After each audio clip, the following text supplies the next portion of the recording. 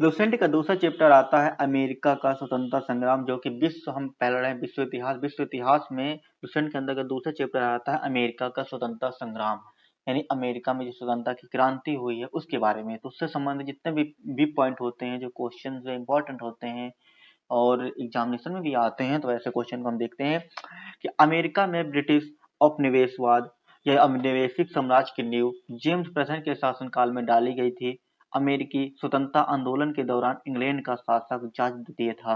जो इंग्लैंड के शासक थे जेम्स प्रथम, उनके समय में ही अमेरिका में औपनिवेशिक स्थापित किया गया था। अमेरिका में इंग्लैंड निवासी शासन कर रहे थे, यानी उसने अपनी स्थापना कर ली थी।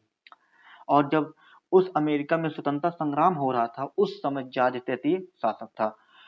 रेड इंडियन, जो हमने भी चर्चा की थी पहले चैप्टर में, कि रेड इंडियन जो होते हैं अमेरिका का मूल निवासी कहे जाते हैं। जब कोलंबस आया था यहाँ पे, तब उसने ही कहा था कि यह यहाँ पे ये रेड इंडियन है, यानी भारतीय लोग हैं रेड इंडियन, जिनको बाद वहाँ के उसको पता भी नहीं था कि ये अमेरिका निवासी हैं, लेकिन रेड इंडियन के नाम से हम अमेरिका के मूल निवासियों को जानते हैं। अमेरिका को पूर्ण स्वतंत्रता 4 जुलाई 1776 ईस्वी को मिली। अमेरिका को जो पूर्ण स्वतंत्रता मिलती है वह 4 जुलाई 1776 ईस्वी को मिलती है, और अमेरिकी स्वतंत्रता संग्राम की घोषणा नैसर्गिक अधिकार के सिद्धांतों पर आधारित थी। अमेरिका की स्वतंत्रता थी, वह घोषणा जो की गई वह किस सिद्धांत पर आधारित थी? वह नैसर्गिक से अधिकार के सिद्धांतों पर आधारित थी, नेचुरल राइट्स के आधार पर थी। अमेरिका का स्वतंत्रता युद्ध जो होता है वह 1783 ईस्वी में पेरिस की संधि के तहत समाप्त होता है, क्योंकि ये काफी समय तक युद्ध चलते हैं।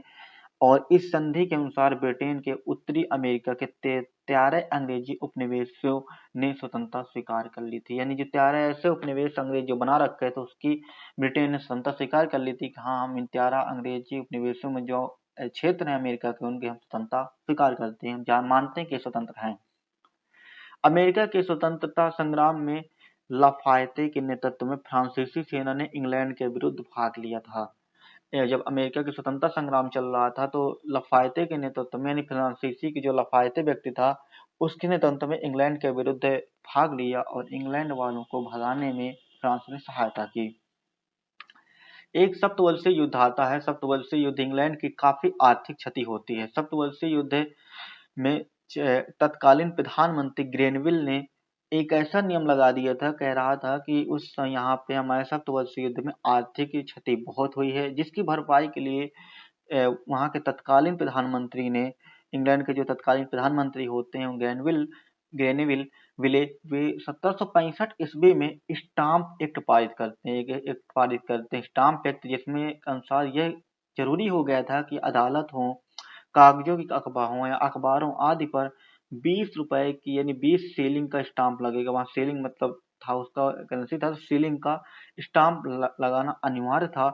और 1767 ईस्वी में ब्रिटिश संसद ने कागज, शीशा, चाय एवं रोगन जैसे उपभोक्ता वाली वस्तुओं पर भी कर लगा दिया था, जिसके कारण वहां की जनता बहुत आक्रोशित हो जाती है और उपनिवेशियों के इन करों का व्यापक विरोध करती है। तथा सैमुअल एडम्स ने प्रतिनिधित्व नहीं तो कर नहीं का नारा दिया था। प्रतिनिधित्व नहीं तो कर नहीं का नारा दिया था, सैमुअल एडम्स ने नारा दिया था। आपको ध्यान रखना है कि जो सप्तवर्षीय युद्ध है वह इंग्लैंड एवं फ्रांस में 1756 ईस्वी से 1763 ईस्वी के बीच हुआ था। कि क्या था कि इंग्लैंड भी गया था वहीं पे, और वहां पे पहले से और फ्रांस भी गए हुए थे। ये लोग आपस में अपने आप को बढ़ाने के लिए युद्ध कर रहे थे कि वहां पर उनका शासन स्थापित रहे। स्वतंत्रता आंदोलन के दौरान जो उपनिवेशियों ने स्वतंत्रता के पुत्र एवं स्वतंत्रता के पुत्रियों के नामक 2 संस्थाएं बनाई थी। स्वतंत्रता के दौरान जो वहां के उपनिवेशियों ने वहां पे एक स्वतंत्रता के पुत्र और स्वतंत्रता के पुत्रियों के नाम की संस्थाएं बनाई, जो ब्रिटिश सरकार की कार्रवाई का विरोध करती थी। 1776 ईस्वी में देखते हैं कि टॉमस पेन की लघु पत्रिका कॉमन सेंस प्रकाशित हुई, जिसमें अत्यंत प्रभावशाली एवं उत्तेजक शैली में स्वतंत्रता की आवश्यकता पर बल दिया गया। टॉमस पेन ने राइट्स ऑफ मैन की भी रचना की, और उन्होंने कहा कि ये राइट्स ऑफ मैन, यानी हम मानव के अधिकार बहुत जरूरी हैं। अमेरिका अमेरिकी स्वतंत्रता संग्राम का नायक जॉर्ज वाशिंगटन थे। अमेरिकी जो स्वतंत्रता संग्राम था उसके नायक जॉर्ज वाशिंगटन थे, जो बाद में अमेरिका के प्रथम प्रधानमंत्री बनते हैं। और उन्हीं के नाम से ही शायद या फिर उन्हीं के नाम से ही वाशिंगटन जो डीसी वहाँ की राजधानी का नाम पड़ जाता है। अमेरिका के राष्ट्रपति वाशिंगटन डीसी जब पहले राष्ट्रपति बनते हैं, उसके बाद आगे देखते हैं कि अमेरिका की स्वतंत्रता संग्राम का तत्कालीन कारण था, क्योंकि क्या था, स्वतंत्रता संग्राम कोई ना कोई तत्कालिक कारण जरूर होता है। कहीं भी कोई युद्ध होता है या फिर कोई भी संग्राम होता है, कोई विरोध होता है या फिर कोई यहाँ पे धरना प्रदर्शन की जाती, आंदोलन होता है, तो उसका एक तत्कालिक कारण होता है। वैसे ही अमेरिका के स्वतंत्रता संग्राम का एक तत्कालिक कारण था बोस्टन की चाय पार्टी थी, जो कि 16 सितंबर 1773 ईस्वी को हुई थी।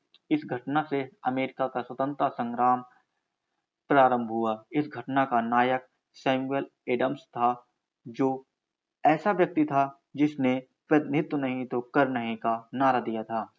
5 सितंबर 1774 ईस्वी में हम देखते हैं कि 13 उपनिवेशियों के प्रतिनिधियों का फिलाडेल्फिया में शहर में एक महान देशीय सम्मेलन आयोजित किया जाता है, जिसमें ब्रिटिश कानूनों का विरोध तथा व्यापार के बहिष्कार का निर्णय हुआ। और 18 अप्रैल 1775 ईस्वी को ब्रिटिश सेना तथा उपनिवेश वासियों के बीच लेक्सिंगटन में प्रथम संघर्ष शुरू हो गया था। प्रथम संघर्ष जो शुरू होता है ब्रिटेन और उपनिवेश वासियों के बीच, वह लेक्सिंगटन में प्रथम शुरू होता है, जो कि 1765 ईस्वी में 1775 ईस्वी में 18 अप्रैल 1775 ईस्वी को ब्रिटिश सेना और उपनिवेश वासियों के बीच एक शहर का नाम, ये वहाँ की जगह है, लेक्सिंगटन में प्रथम संघर्ष हुआ। 4 जुलाई 1776 ईस्वी में फिलाडेल्फिया में दूसरा महादेशीय सम्मेलन हुआ, जिसमें थॉमस जेफरसन द्वारा तैयार किए गए स्वतंत्रता का घोषणा पत्र जारी कर दिया जाता है। और प्रजातंत्र की स्थापना सर्वप्रथम अमेरिका में ही हुई थी। प्रजातंत्र की स्थापना जो होती है सर्वप्रथम अमेरिका में हुई।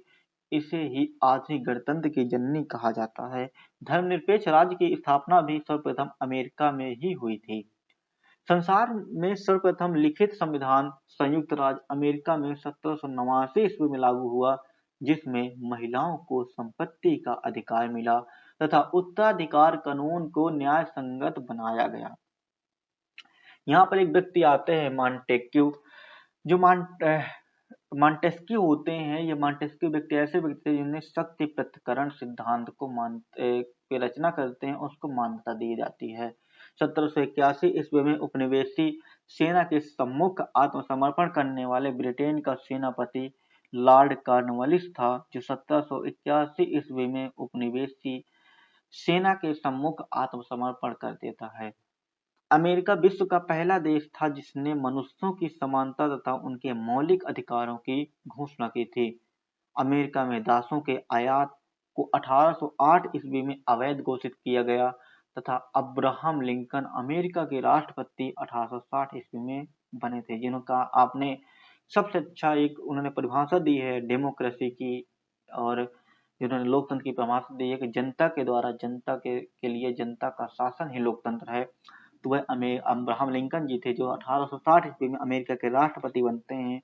पर कुछ कमियां प्रॉब्लम ऐसे थे कि अमेरिका में जैसे उनके राष्ट्रपति बनते ही कुछ समथिंग 1 साल के बाद गृह युद्ध की शुरुआत हो जाती है। 12 अप्रैल 1861 ईस्वी में दक्षिण एवं उत्तरी अमेरिकी राज्यों के बीच हुई दक्षिणी राज्य दासता में समर्थक एवं उत्तरी राज्य दासता के विरोधी थे, यानी उनके बीच एक गृह युद्ध शुरू हो जाता है, जिसका मुख्य कारण होता है कि दक्षिणी राज्य कहता था दासता होनी चाहिए, और लेकिन उत्तरी राज्य कहता दासता नहीं होनी चाहिए। अमेरिकी गृह युद्ध की शुरुआत दक्षिणी कैरोलिना राज्य से हुई थी। अमेरिका में जो गृह युद्ध की शुरुआत हुई थी वह दक्षिण कैरोलिना राज्य में हुई, और इसी युद्ध के फलस्वरूप ही दास प्रथा का अंत और सफाया हो जाता है। 1 जनवरी 1863 ईस्वी को अब्राहम लिंकन ने दास प्रथा का उन्मूलन किया तथा प्रजातंत्र जनता के लिए जनता के द्वारा शासन के लिए शासन है प्रजातंत्र ही की यह परिभाषा अब्राहम लिंकन ने दी थी, जो कि 1861 ईस्वी में अमेरिका के राष्ट्रपति बनते हैं। इसके आगे देखते हैं कि अब्राहम लिंकन की हत्या हो जाती है, और हत्या के पश्चात ही अमेरिका गृह युद्ध समाप्त हो जाता है।